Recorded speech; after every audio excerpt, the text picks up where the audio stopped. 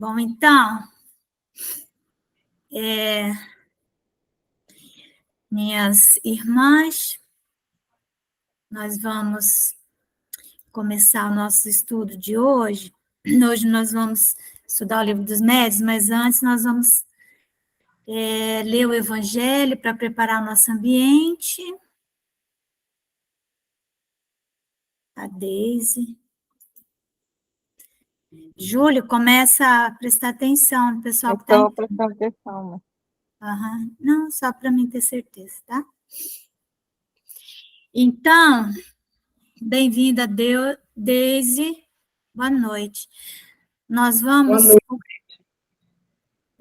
começar a ler, né, o Evangelho, e eu vou pedir para a Malvina fazer a nossa oração depois, tá bom, Malvina? Então, nós estamos no capítulo... Eu faço. Ótimo. No capítulo 5º, Bem-aventurados aflitos, nós vimos causas anteriores das aflições, que é aquelas tribulações que nós passamos e que tem relação com o nosso passado de desatenção à lei, né? A lei de Deus, desatenção ao nosso projeto reencarnatório, aquilo que nós planejamos para nós, que não cumprimos. Então, aí nós temos que repetir a lição. Então, são tribulações. Você repetir a lição, tem que repetir. Mas aí vem aquela questão, se eu me lembrasse do porquê que eu estou sofrendo, talvez eu não, vamos dizer assim, não ficasse tão rebelde, né? Tem esse argumento. Então, nós vamos hoje ler o item 11, que ele fala sobre isso, o esquecimento do passado, o passado da vida anterior. Então, vamos lá. O que os espíritos falam a respeito disso? Em vão se objeta que o esquecimento constitui obstáculo a que se possa aproveitar da experiência de vidas anteriores. Então, isso que eu estava falando, aquele argumento de que, se eu me lembrasse do motivo pelo qual eu estou passando por essa tribulação, eu então, né, seria mais forte aqui, né? Será que seria isso mesmo, né? Havendo Deus entendido de lançar um véu sobre o passado, é que há nisso vantagem. Claro que algumas pessoas iriam, sim, se beneficiar de lembrar. E tanto assim é que, às vezes, nós lembramos alguma coisinha. Às vezes, nos é permitido ter alguma informação disso, daquilo. Mas é só alguns pedaços. Com efeito, a lembrança traria gravíssimos inconvenientes. Então, ao lado de alguma coisa que talvez pudesse ajudar, os inconvenientes são muito maiores. Poderia, em certos casos, humilhar-nos singularmente. Ficaria humilhado se nós nos percebêssemos ao lado de alguém a quem nós fizemos grande mal. E hoje essa pessoa vem nos amparando, nos ajudando ali na família, né? Então ficaríamos humilhados. Ou então exaltar-nos o orgulho, não é? Aí você lembra que você foi quem, né? Um poderoso da vida passada, aí você vai se sentir, né? O rei da cocada. E assim entravar-nos. E assim entravar o nosso livre-arbítrio. Porque aí você vai lembrar, e aí a tua liberdade, querendo ou não, ela fica meio que viciada. Você pode, as suas atitudes, elas estarão meio que subordinadas às suas lembranças. Aí você já não vai fazer o bem pelo bem, né? Já vai ficar ali prestando atenção, preocupado, e aí já não tem aquela liberdade de agir de uma forma, ficaria meio igual no mundo espiritual. No mundo espiritual, por que a evolução é lenta lá? Porque lá, primeiro que nós vamos ter pessoas que são, nós todas pensam meio parecido conosco, outros são nossos amigos, nunca vão nos mostrar os nossos erros. E, por outro lado, também nós nos lembramos das nossas faltas. Então, nós ficamos tendo um comportamento pautado por isso. Não é um comportamento que reflita a nossa realidade. Vamos lembrar nosso lar de novo, o André Luiz. Lá, enquanto ele estava em nosso lar, ali, logo que ele reconheceu que seria trabalho, né? Que ele queria trabalhar como médico. E aí, isso foi vedado para ele, né? Interditado. Depois ele descobriu que o trabalho dele era limpar ali o chão, que era o máximo que ele podia fazer, né? Então ele passou a ter um comportamento ali em nosso lar, porque todo mundo, né, o tratava bem e tal. Só que quando ele vai visitar a família e ele vê, ele é colocado perante a sua realidade mais profunda, ele ficou muito abalado. E quase que ele tem uma recaída, né? Então, isso é só uma amostra pequena do que nos acontece quando estamos encarnados, né? Porque na encarnação, nós esquecemos, e aí nós somos nós mesmos, né? E aí eles dizem assim, ó, em todas as circunstâncias, lembrar do passado, né, acarretaria inevitável perturbação nas relações sociais. Porque aí o filho talvez não respeitasse a mãe, às vezes já não respeita pelas memórias que vêm em forma de sensações. Imagina se lembrasse mesmo. Né? Frequentemente, o espírito renasce no mesmo meio em que já viveu, estabelecendo de novo, frequentemente, tá? Não significa que é sempre. Estabelecendo de novo relações com as mesmas pessoas, a fim de reparar o mal que lhes haja feito. Então, o objetivo é a reparação. Se reconhecesse nelas as pessoas a quem odiara, quiçá o ódio se lhe despertaria outra vez no íntimo. É comum que a criança ela não se recorde das relações dolorosas que tenha tido com a mãe, com o pai, com os irmãos. Isso normalmente vai despertar na fase da adolescência. Quando a glândula pineal, que é a nossa glândula que nos localiza no espaço e no tempo, quando então ela se abre para o nosso passado e vem as memórias, né? Mas as memórias elas chegam em forma de sensações. Então aquele adolescente ele vai olhar para sua mãe, e ele do dia para a noite isso acontece, viu? E ele não vê mais aquela pessoa que é o seu fonte da sua segurança, fonte do atendimento às suas necessidades básicas. Não, ele reconhece ou aquela pessoa com a qual ele tem um desafeto, vai lembrar alguma coisa, alguém que lhe deva algo, alguém a quem ele deve, e aí começam os conflitos domésticos. Imagina se ele lembrasse objetivamente, como não seria terrível, né? De todo modo, ele se sentiria humilhado em presença daquelas a quem houvesse ofendido.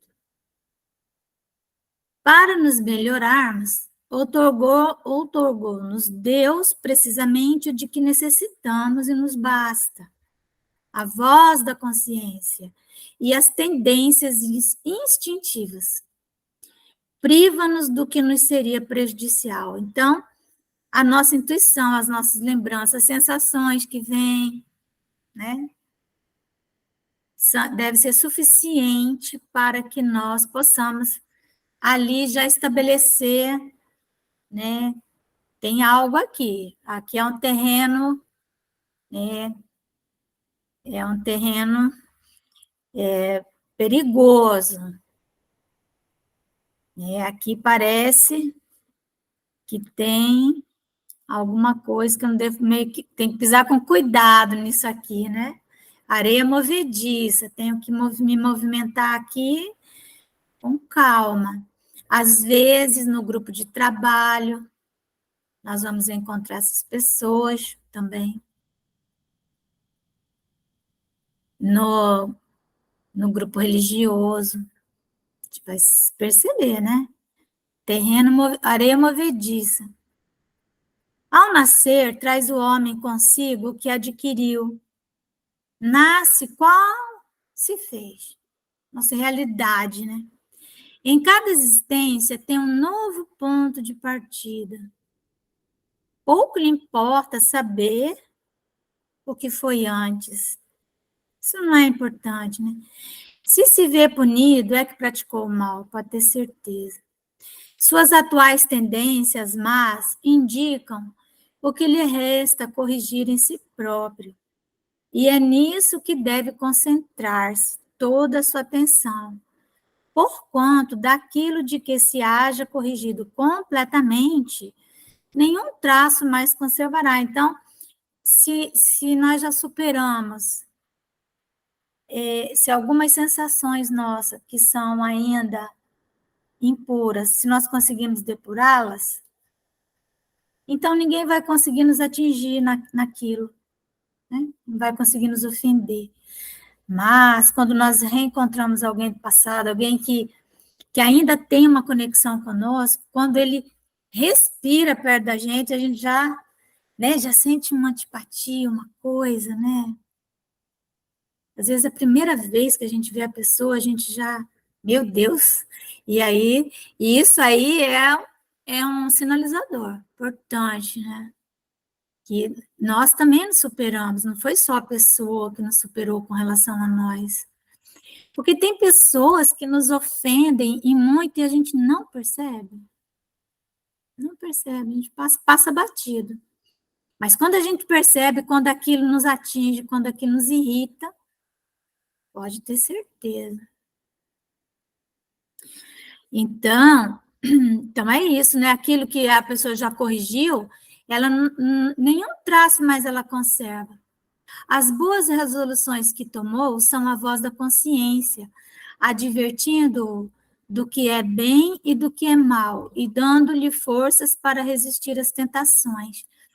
Por exemplo, né, então, um espírito que sofreu o processo do aborto, se ele renascer, se ele for uma alma nobre, que nem se ofenda, ele pode renascer ali numa outra oportunidade com aquela mesma mãe, e ele não vai cobrar isso dela. De jeito nenhum. Vai amá-la, né? Igual estava conversando no meio da semana com a professora, né, do Alain, aquela criança, né, que desencarnou, e ele realmente, ele sofria muito domesticamente. Mas aí perguntaram para várias crianças o que elas gostariam de receber no Natal, no aniversário e tal, né? E aí, quando chegou a vez dele, ele falou assim, eu não quero nada, porque eu já tenho tudo, eu tenho a minha mãe, tenho meu pai, tenho a minha família. E todo mundo sabia como era ali, né? Uma família muito precária. Mas veja, aquilo nele não era motivo de dor, né? Ele não sentia. Olha como Deus dá o frio conforme cobertor. Não é que Deus te torna insensível, é porque a alma que é nobre, ela realmente não vai sentir aquilo. Então, as boas resoluções que tomou são a voz da consciência, advertindo-o do que é bem e do que é mal, e dando-lhe forças para resistir às tentações. Então, às vezes, a gente vem aquilo, né, para a gente falar, mas a gente vai conseguindo, aos poucos, pelo menos, suportar, né, as ofensas. Aliás, o esquecimento ocorre apenas durante a vida corpórea. Volvendo à vida espiritual, readquire o espírito a lembrança do passado. Nada mais há, portanto, do que uma interrupção temporária, semelhante à que se dá na vida terrestre durante o sono, a qual não obsta a que, no dia seguinte, nos recordemos do que tenhamos feito na véspera e nos dias precedentes. E não é somente após a morte que o espírito recobra a lembrança do passado. Pode dizer-se que jamais a perde, pois que, como a experiência o demonstra, mesmo encarnado, adormecido o corpo, ocasião em que goza de certa liberdade, o espírito tem consciência dos seus atos anteriores. Sabe por que sofre e que sofre com justiça. E muitas vezes, quando nós ficamos rebeldes ao sofrimento, os nossos anjos da guarda, ele vem e nos mostra. Às vezes, o esquecimento está tão grande que mesmo quando a gente dorme, a gente não lembra, então ele chega e mostra a causa. Então, às vezes nós temos pesadelos, às vezes nós temos sonhos estranhos, e muitas vezes acordamos com a sensação de que aquele sofrimento que estamos passando, que ele tem alguma conexão com o nosso passado, né? E aí nós nos conformamos um pouco mais. A lembrança unicamente se apaga no curso da vida exterior, ou seja, durante a vigília, nós estamos aqui, da vida de relação, mas na falta de uma recordação exata que ele poderia ser penosa e prejudicá-lo nas suas relações sociais, forças novas aure ele nesses instantes de emancipação da alma, se o sabe aproveitar. Então, é isso. Quando nós vamos, então, dormir, rogar aos nossos guias, aos espíritos protetores, que nos auxiliem nesse entendimento das causas anteriores das nossas aflições, a razão pela qual temos essas questões, né? Com outras pessoas, que possamos, então, compreender por que nos relacionamos com fulano, beltrano, né? Então, é isso. Pedir para nossa Malvina fazer oração. Você, Malvina? Pode sim, Márcia, obrigada. Então, boa noite a todas. Neste momento, vamos fazer a prece do nosso estudo. Querido Jesus, te agradeço imensamente pelo dia de hoje, por tudo que nos destes, Senhor. Estou muito agradecida de ter comprado a minha casa e agora acomodando as coisas no lugar. Obrigado, Senhor, pela bênção da morada que me destes. Nesse instante, Jesus, eu peço pelos nossos irmãos que estão em guerra, pelos inocentes, pequenos que estão morrendo, pelas mães que estão perdendo seus filhos, por todos que estão perdendo seus familiares, de lá do Brasil, de todos os lugares. Te peço, Senhor, acalme os corações, abençoe a todos para que eles possam se sentir fortes para passar neste momento que estão passando. Que a tua luz, a tua paz e a tua misericórdia, Senhor, seja com todos eles. Te agradeço, Senhor, por tudo que fizeste por todos. Em muitos momentos a gente nem percebe, mas tem muitas pessoas, mesmo em meio à guerra, que estão ajudando uns aos outros a se salvar, a tomar o medicamento, e assim todos vão levando a vida. Peço, Senhor, por todos aqueles que desencarnaram, que sejam recebidos, iluminados por Ti, Jesus, e pelo Pai Maior.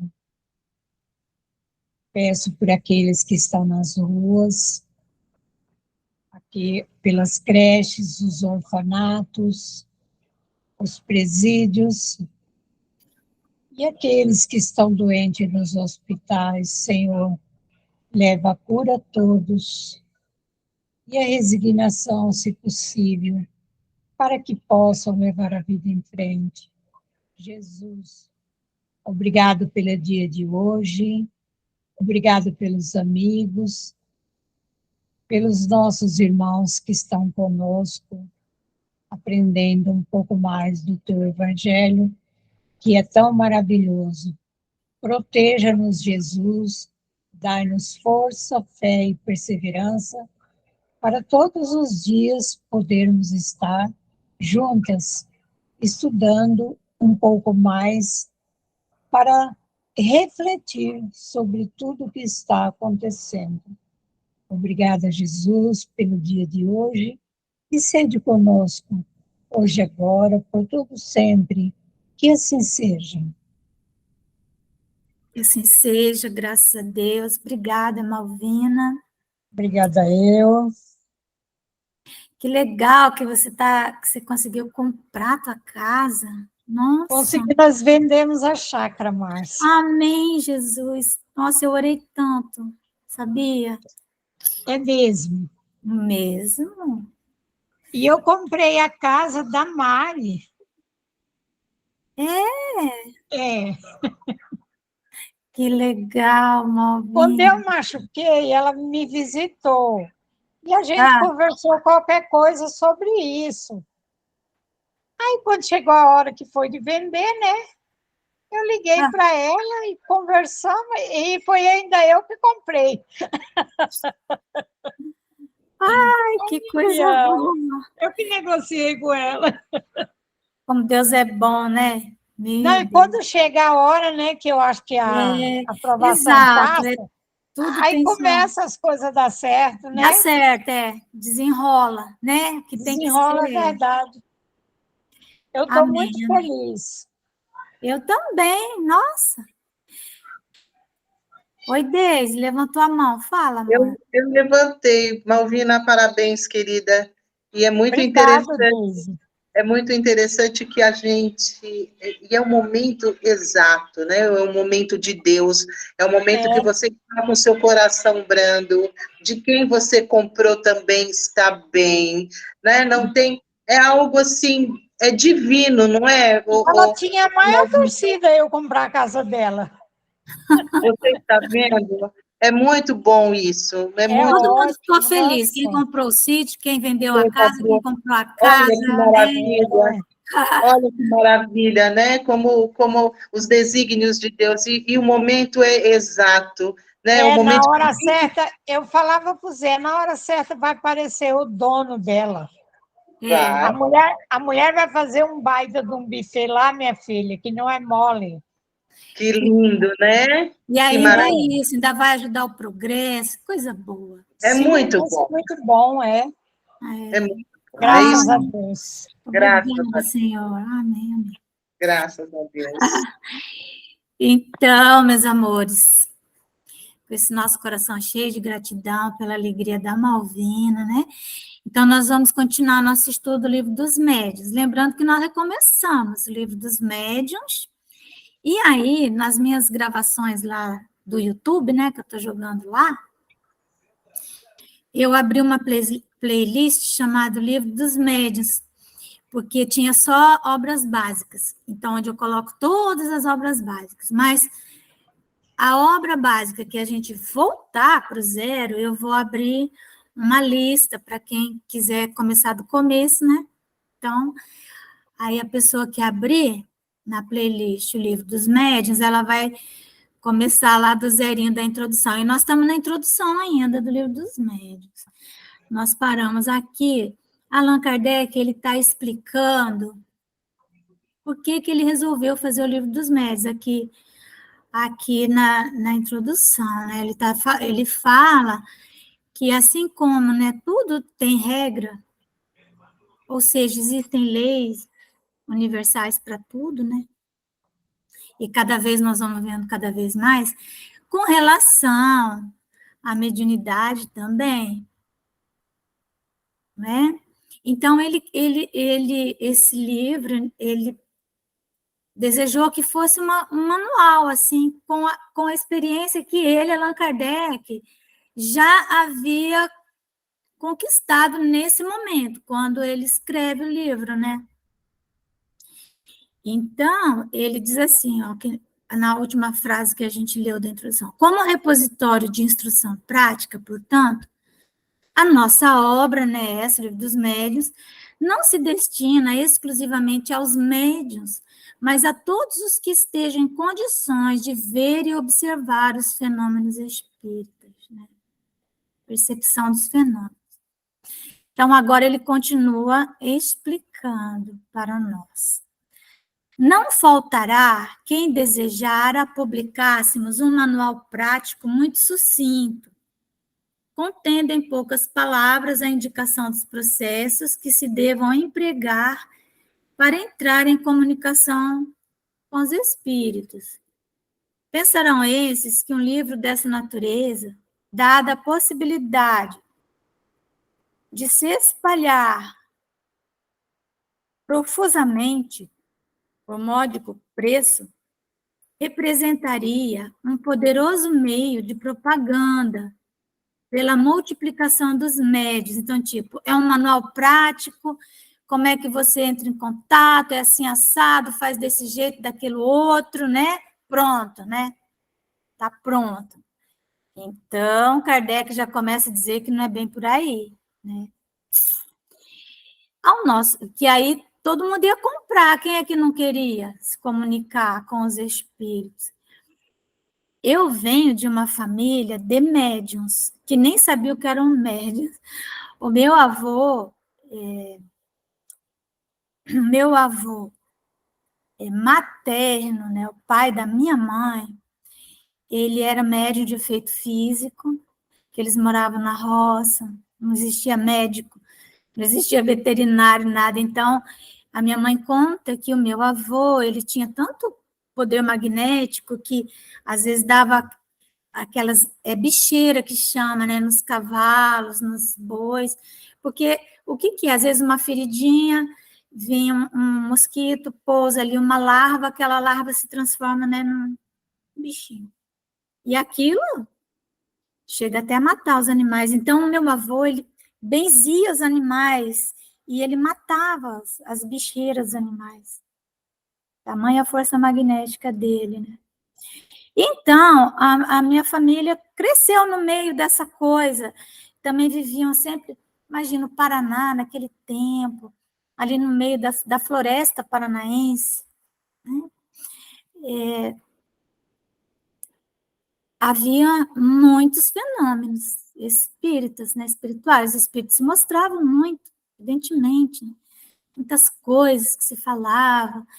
E aí tem um tio, que já morreu, tio José, e ele, então, ele falava como que de fórmulas mágicas para nós, como que fazia para isso, para conseguir alguma coisa. Ai, o tio Zezé era cheio das coisas. Então, mas não tinha nada a ver, mas eles criavam também muitas coisas. Então, imagina se tivesse um livro prático, pequenininho assim, que te ensinasse como é que você ia fazer, né, as coisas. Então, o Kardec, como ele, né, sabe do que ele está falando, né, ele já tinha percebido que o fenômeno mediúnico era muito mais complexo do que só comunicar com o espírito, né? Então, ele diz assim, ó, ao nosso ver, semelhante obra, se fosse só explicar como é que se relaciona com o mundo espiritual, né, em vez de útil, seria nociva, ao menos por enquanto. De muitas dificuldades se mostra insada a prática do espiritismo, e nem sempre isenta de inconvenientes, a que só o estudo sério e completo pode obviar. Fora, pois, de temer que uma indicação muito resumida animasse experiências levianamente tentadas, das quais viessem os experimentadores a arrepender-se. Coisas são estas com que não é conveniente nem prudente se brinque, e mau serviço acreditamos que prestaríamos, pondo-as ao alcance do primeiro estouvado que achasse divertido conversar com os mortos. Aquilo que nós falamos, né? Dirigimos-nos aos que veem no Espiritismo um objetivo sério, que lhe compreendam toda a gravidade e não fazem das comunicações com o mundo invisível um passatempo. Aquela coisa da brincadeira do copo, né? Ficar evocando os espíritos a qualquer hora, sem razão, sem motivo útil. Então, ele diz assim, ó, havíamos publicado uma instrução prática com o fito de guiar os médiuns. Essa obra está hoje esgotada, e embora a tenhamos feito com um fim grave e sério, não a reimprimiremos, porque ainda não a consideramos bastante completa para esclarecer acerca de todas as dificuldades que se possam encontrar. Substituímos-la por esta, em a qual reunimos todos os dados que uma longa experiência e conscienciosos estudos nos permitiram colher. Então, veja, ele diz que o Livro dos Médiuns aqui já é uma evolução dessa primeira obra que eram ensaios mesmo. Na Biblioteca de Obras Raras, na Federação Espírita Brasileira, existe, né? Lá está essa obra, inclusive os originais dela, de todos, os originais da Revista Espírita, tudo está lá. Então, o Kardec mesmo, ele mesmo reconhece que o Livro dos Médiuns já é uma visão dele mais experiente. E lembrando que ele deixa aberto a questão da ciência espírita, para que pudéssemos, em futuro, compreendermos melhor esses fenômenos. E hoje nós já estamos com a luz que as obras subsidiárias vieram trazer, André Luiz e tal. Muita luz se fez nesse terreno, né? Então, ele diz que o Livro dos Médiuns, né, ela contribuirá, pelo menos assim o esperamos, para imprimir ao Espiritismo o caráter sério, que lhe forma a essência, e para evitar que haja quem nele veja objeto de frívola ocupação, de divertimento. Então, esse é o principal objetivo desse livro, que os fenômenos mediúnicos não sejam observados como frivolidades e ocupações para divertimento, como isso acontecia na França, como isso aconteceu nos Estados Unidos, né? Ali mesmo a partir de Hydesville, 1848, que começaram os fenômenos de efeitos físicos mais evidentes. E as pessoas, então, começaram a conversar com os espíritos e se divertirem, achar que aquilo era uma brincadeira, né? A essas considerações ainda aditaremos outra, muito importante. A má impressão que produzem nos novatos as experiências levianamente feitas e sem conhecimento de causa. Experiências que apresentam o inconveniente de gerar ideias falsas acerca do mundo dos espíritos e de dar aso à zombaria e a uma crítica quase sempre fundada. Então, aí as pessoas que começam com brincadeiras, e frivolidades, elas também são enganadas, os espíritos chegam e mentem. E aí, né? Isso traz um descrédito para aqueles que estão querendo compreender as leis que regem as relações entre o mundo corporal e o mundo espiritual, né? De tais reuniões, né, dessas frívolas, os incrédulos raramente saem convertidos e dispostos a reconhecer que no espiritismo haja alguma coisa de sério. Então, as pessoas que, aquelas reuniões mais telúricas, né, mais de efeitos físicos mesmo, as pessoas vão, conversam às vezes com os espíritos, eles contam as coisas, elas saem dali, elas não modificaram nada em si, né? Para a opinião errônea de grande número de pessoas, muito mais do que se pensa, tem contribuído a ignorância e a leviandade de vários médios. Então, médios ignorantes e levianos fazem com que as pessoas tenham uma ideia equivocada a respeito do que seja o espiritismo. Agora, amparado nesse argumento, muita gente engessou a mediunidade, né, também. Sabia? Deixa eu tomar uma água. Muita gente. Desde alguns anos, o espiritismo ha realizado grandes progressos. Imensos, porém, são os que conseguiu realizar a partir do momento em que tomou rumo filosófico, porque entrou a ser apreciado pela gente instruída. Presentemente, já não é um espetáculo, é uma doutrina de que não mais riem os que zombavam das mesas girantes. Aquilo que a gente estava falando. Muita gente zombava, né? Esforçando-nos por levá-lo para esse terreno e por mantê-lo aí, nutrimos a convicção de que lhe granjeamos mais adeptos úteis do que provocando à torta e à direita manifestações que se prestariam a abusos. Disso temos cotidianamente a prova em um número dos que se hão tornado espíritas unicamente pela leitura de O Livro dos Espíritos. Depois de havermos exposto nesse livro a parte filosófica da ciência espírita, nesse livro, no Livro dos Espíritos, tá?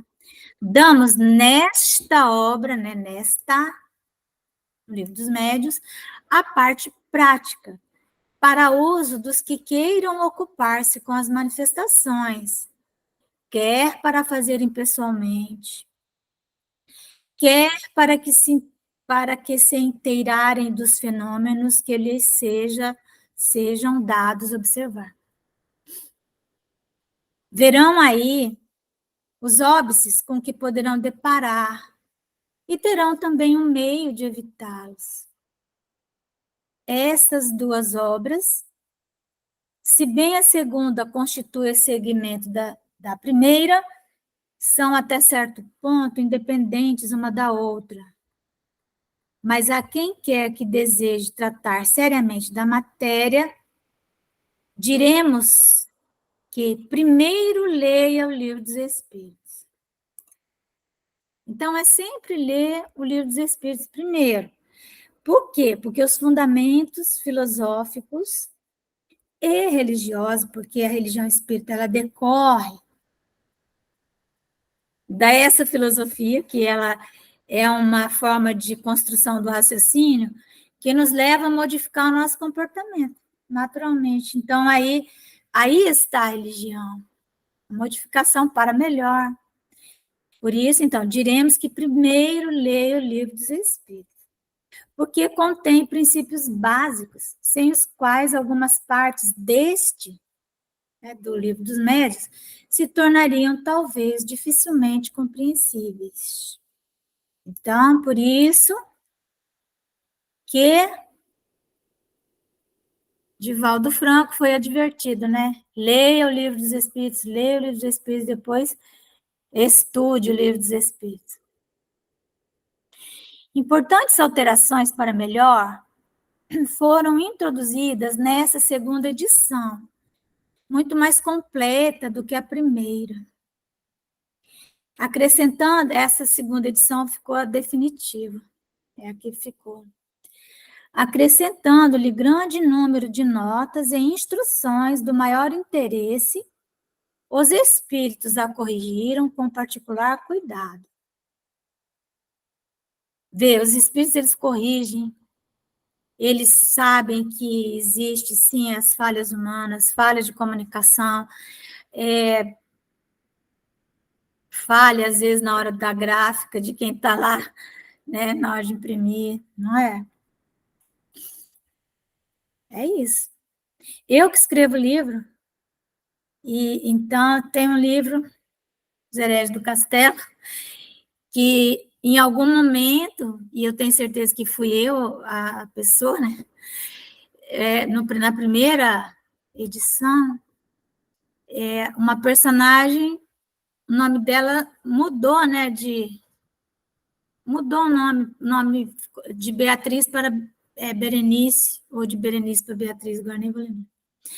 Mas, depois, foi corrigido.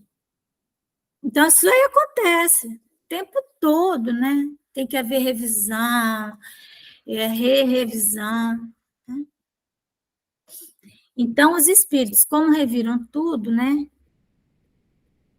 Aprovando-a ou modificando-a à sua vontade, pode dizer-se que ela é, em grande parte, obra deles. Mas lembrando que o Livro dos Médiuns, ele é, então, a experiência do Kardec com a revisão dos espíritos. Entendeu? E é uma experiência, vamos dizer assim, relativamente curta.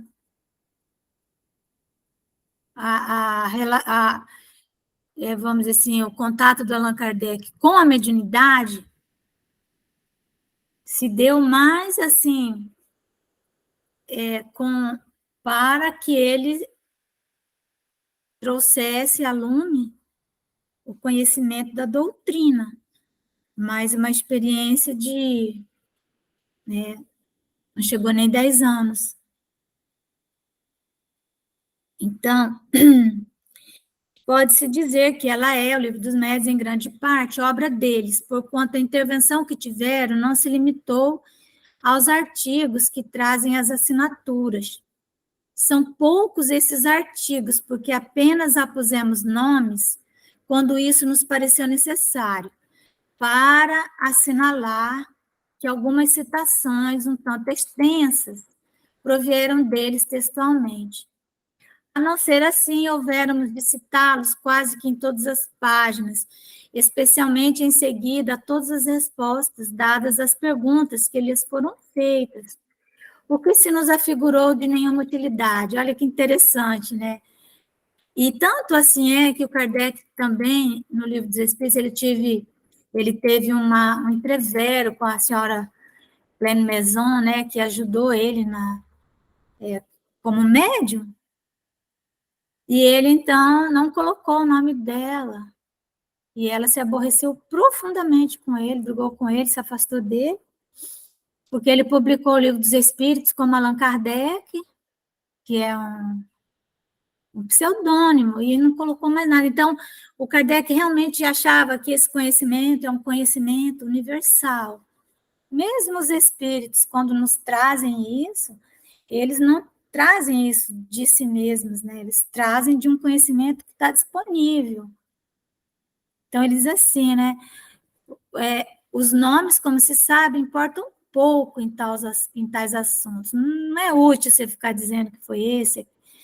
E, então, o cuidado que temos que ter, né, com obras mediúnicas que trazem agora, né, nome de espíritos, tal, isso não é importante. O essencial é que o conjunto do trabalho corresponda ao fim que colimamos. O acolhimento dado à primeira edição, posto que imperfeita, faz-nos esperar que a presente não encontre menos receptividade.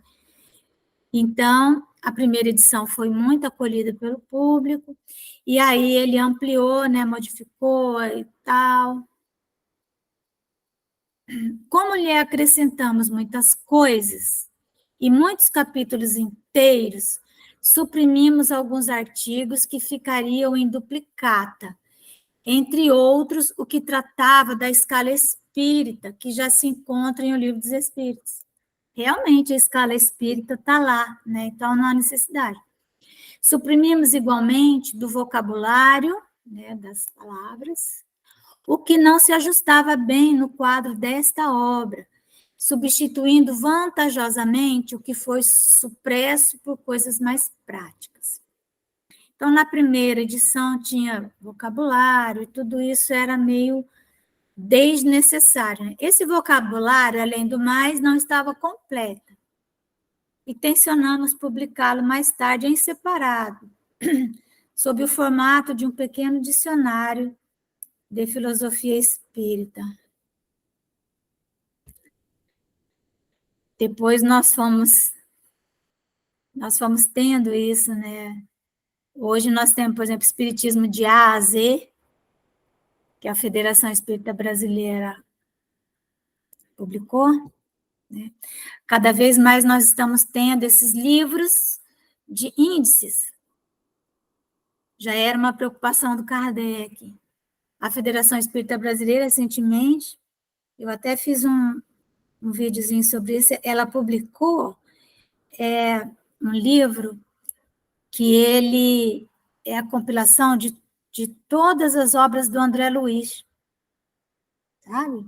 Muito interessante. Que aí, ali vai explicando, né, em ordem alfabética, o significado de cada coisa, né? Às vezes até a correspondência daquilo com a obra básica. É um livro excelente.